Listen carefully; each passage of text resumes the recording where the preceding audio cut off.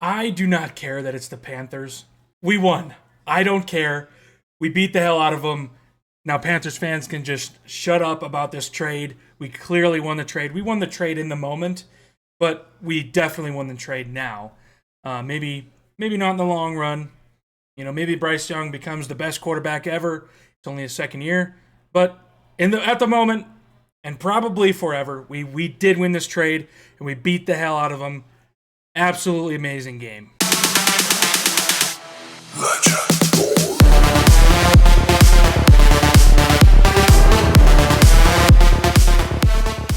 So the crowd that was saying, did the Bears pick the wrong quarterback? Already they're saying this on ESPN.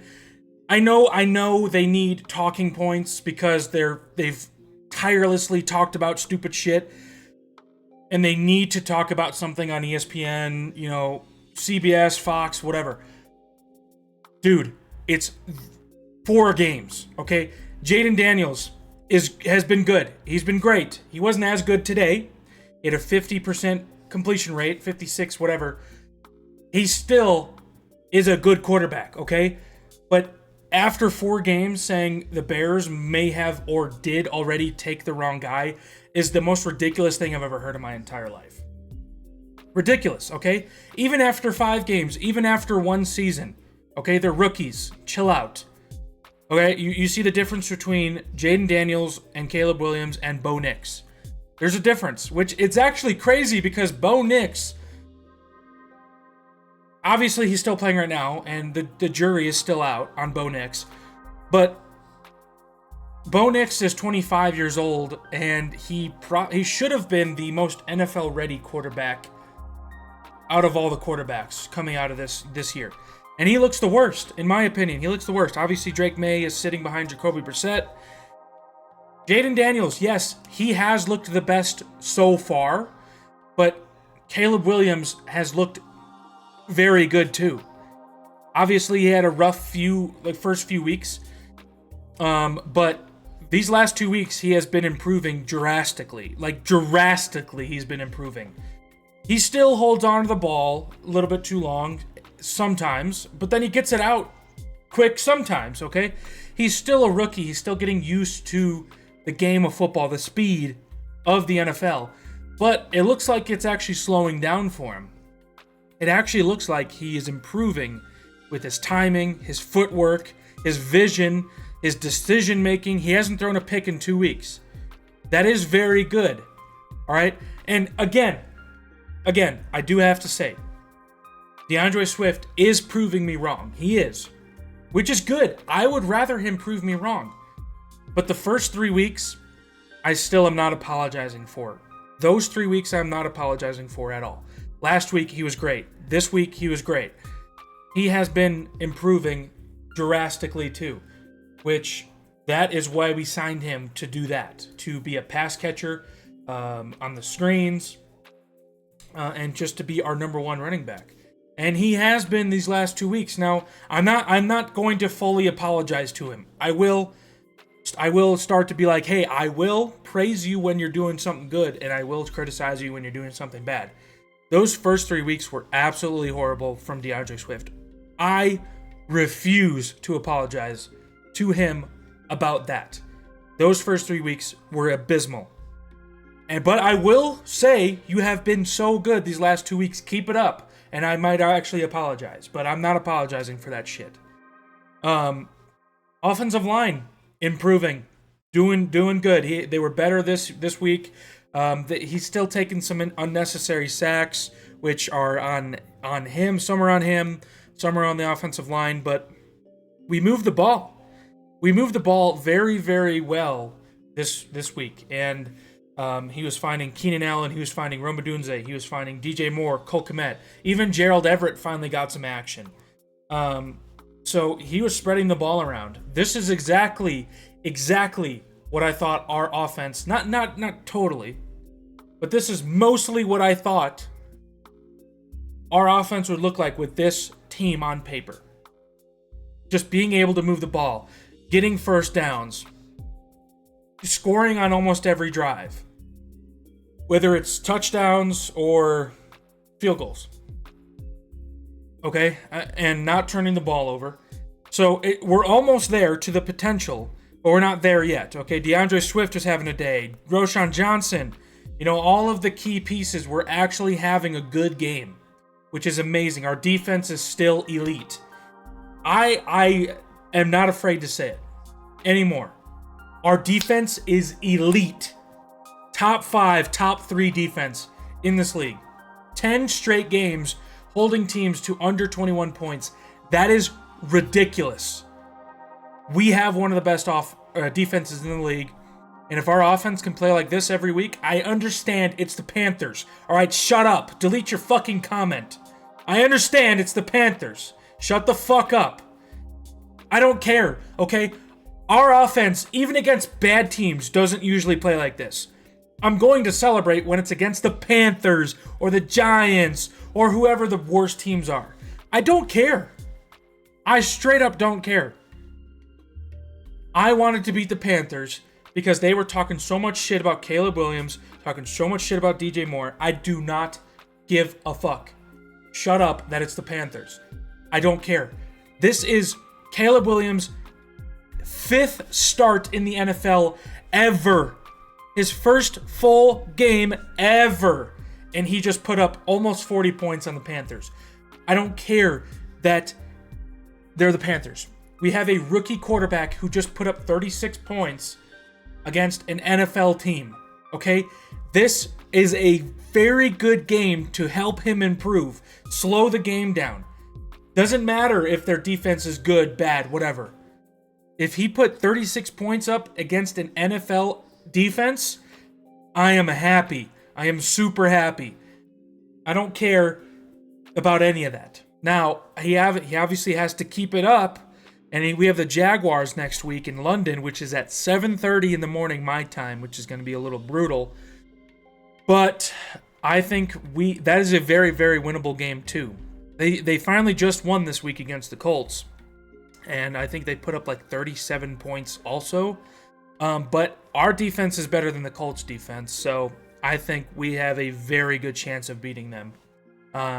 So hopefully they don't screw it up. Hopefully Caleb Williams doesn't have jet lag or whatever. But another thing I wanted to say was DJ Moore apparently all week was just absolutely upset at the Bears organization. He was upset with Caleb Williams. He hates it here. He absolutely hates it here. He should request a trade, go to the Chiefs, who would be begging for a wide receiver that can give you like a first-round pick and maybe more for him. You guys sound ridiculous, okay? DJ Moore has always and forever will be like that. That's just his personality, all right? I don't give a shit about no body language, him sitting alone. And he always does that. He's a quiet dude. Unless he makes a very good play, he's a very quiet dude. Kind of like Justin Fields.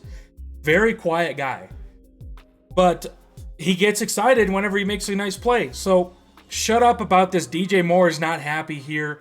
They finally connected twice with 2 touchdowns, which is amazing. Amazing. And now I want to see Rome Odunze a little bit more involved in this offense, but DJ Moore is clearly our wide receiver 1. Shut up about this. Rome Odunze is our number 1. He can be. He very well can be. I love Rome Odunze. I love that pick. I love Rome. He can very well be our number 1. Just not yet. It's too soon. It's too soon. We just paid our number 1 wide receiver, and he's by far our best wide receiver. For right now, Rome Odunze is still good. I'm not talking shit about Rome Odunze. I love Rome Odunze. Just right now, DJ Moore for the next 4 years is most likely going to be our number 1. And then Rome Odunze is going to be our very nice number 2. Keenan Allen, honestly, that's looking like a fleece by the Chargers because Keenan Allen has done fuck shit for this offense. Every once in a while, he has a decent catch, and I don't think he's caught a pass for more than 10 yards.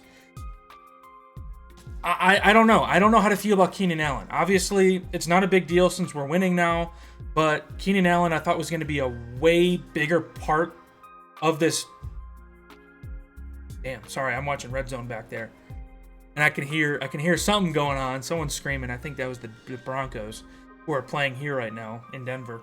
But yeah, as I was saying, I think Keenan Allen.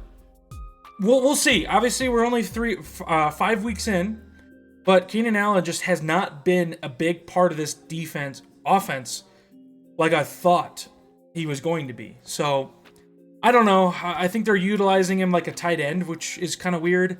That like he kind of plays like a tight end, but they're also utilizing him like a tight end, which is kind of strange. I don't know if he fell off or something, but it's only 5 weeks in. I'm not too worried about it. But it was a good win against the Panthers. I know they're not a good team. I know Andy Dalton is also not a very good quarterback, but they did win a game, okay? And they did almost beat, not almost, but they put up a fight against the Bengals last week. So I'm happy about this, okay? I know the Panthers are not a good team. I keep saying it. But Caleb Williams improved.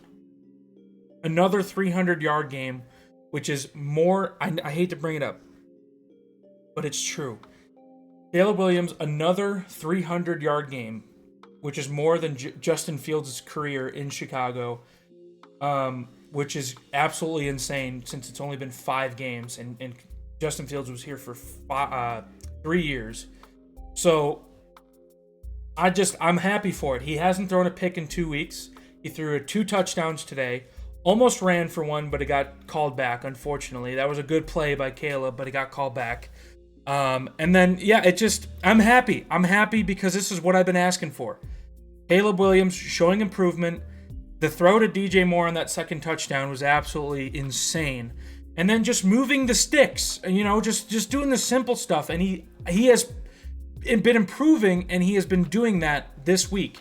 He improved. He got in the red zone multiple times this week with very long, sustainable drives, and it looked like a real NFL offense. And I haven't even brought up Shane Waldron yet. Shane Waldron, still, again, just like DeAndre Swift, I'm not going to apologize for the shitty first 3 weeks, but I will praise you for actually adjusting. It seems like, at least for now, maybe not, I have to see it against good NFL defenses, maybe next week, but it seems like he's adjusting. They had this talk about you need to be more aggressive, you got to have better play calls. And it seems like Shane Waldron's doing that. So the reason I'm praising him so much is because Luke Getsy last year and the year before that just refused to adjust to anything. The flow of the game, Justin Fields' strengths. He refused. He said, you do it my way or you're not doing it at all. Or you're just going to fail. And then Shane Waldron comes out here, and it looks like he's improving his play calling, his play calling at the goal line, which I really like. There's still a few plays here and there where I'm like, what the fuck was that? That's a knucklehead play call. But most of the time during this game, I was like, yes, I understand that. That looks like a good play call. There's a lot of good play calls, but there was also still a decent amount of bad ones. So he still has some improving to do, but I will praise him and say that he had a better game too. Just like DeAndre Swift. So let me know what you guys think in the comment section below, and bear down. Please hit the subscribe button and the like button. I really appreciate you guys. Have a good day.